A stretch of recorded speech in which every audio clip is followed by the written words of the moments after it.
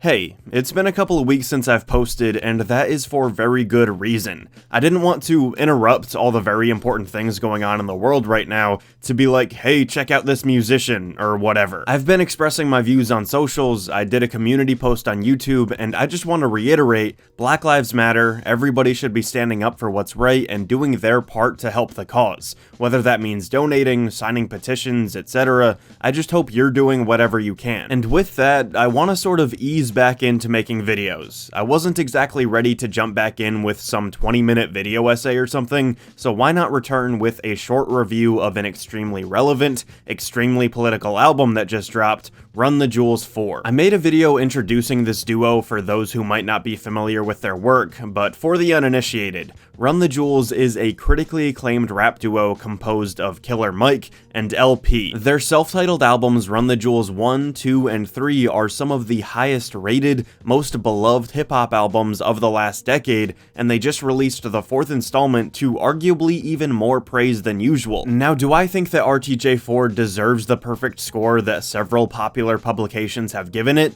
Yes and no, and I'll explain why. In terms of cultural relevance, this album is marvelous. It's everything you could have hoped for and more. I'm just not sure if that aspect of the project is enough for me to say that it's perfect. On the opening track, we get this intense, powerful verse from the Atlanta-born and raised activist Killer Mike. I highly recommend you check out Mike's recent speech where he addresses police brutality and the protests. It'll give you a whole new meaning to this verse. You see, Mike is the son of a police officer, he has family that are currently police officers. The verse is not based on some blind hatred of cops, it's certainly not just him bragging or anything like that. It's a deeply rooted, emotionally charged perspective on police from someone with a unique vantage point. It's this kind of political flair that exists within the RTJ discography that makes these guys so engaging to listen to. And like always, Mike and LP are firing on all cylinders from the opening track. There's a general aura about a lot of their music that could be described as hard-hitting.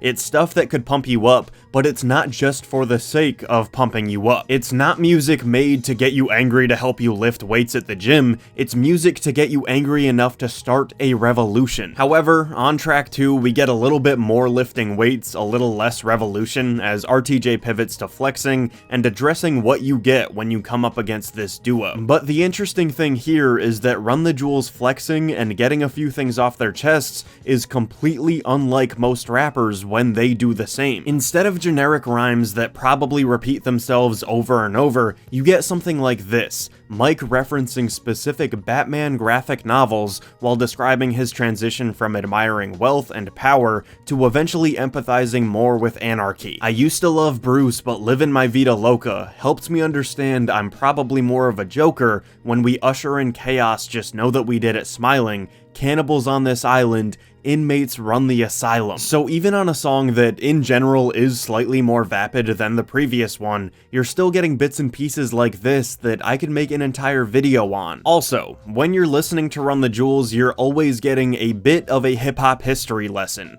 Whether they're featuring classic rappers or producers or just referencing them, you're becoming more in tune with the culture at large. On Ooh La La, we get a chorus sampled from Greg Nice's verse in the DJ Premier produced song DWICK by Gang Starr, and then a further reference to Gang Starr in Mike's second verse too. On track 3, we get one of my favorite beats of the year. If you listen to Run the Jewels, you know LP's production is always on point, his contributions to experimental hip-hop know no bounds, and that trend continues on RTJ4. This crunched up sample of an old R&B track from the 70s is just brilliant. Every second that you're hearing this beat feels like punches are being thrown, and again, the verses are fantastic. On one hand, we continue the classic traditions of RTJ through these hostile lessons in rap history. References to Public Enemy, Raekwon, and Ghostface on this track alone, but then we also get the best 2 Chainz feature since Mercy. When his specific blend of braggadocious humor is on, it's unbeatable. Track 4 sees one of LP's shining moments on the album, at least when we're talking about rapping, not production,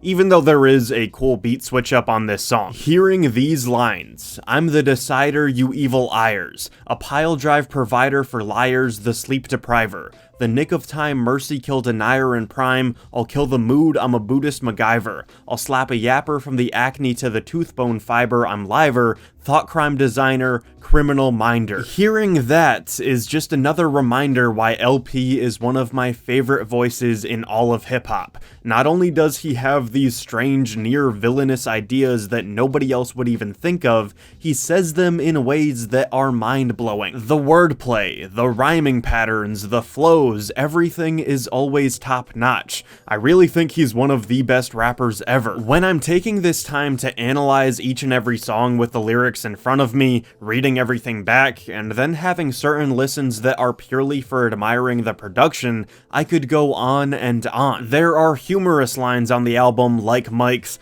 "As a teen lackin', I woulda ran me a Supreme racket. I woulda took these lame Supreme jackets. Until you rob a hype beast, you ain't seen sadness." Or LP's, "Hand on my heart and my mind on drugs. Got a Vonnegut punch for your Atlas shrugs." Then on the complete opposite end of the spectrum, we get one of the best politically charged rap songs I've ever heard in Walking in the Snow. Mike and L give social commentaries on police brutality and oppression in general. In this verse right here, Mike talks about how the state controls you at a young age, the school to prison pipeline, the inequality of funding in American schools depending on race and socioeconomic backgrounds, and probably the most tragic part of this verse is Mike referencing the last words of Eric Garner, a victim of police brutality. And when this album came out and people heard this song, everybody was wondering how RTJ made such a great track about George Floyd so quickly, but this was recorded in November of 2019. That's just how eerily relevant these topics are, and how real Mike's lyrics are. Pretty much every track has stellar production, the political and social commentary is always on point, the less meaningful verses still leave you impressed,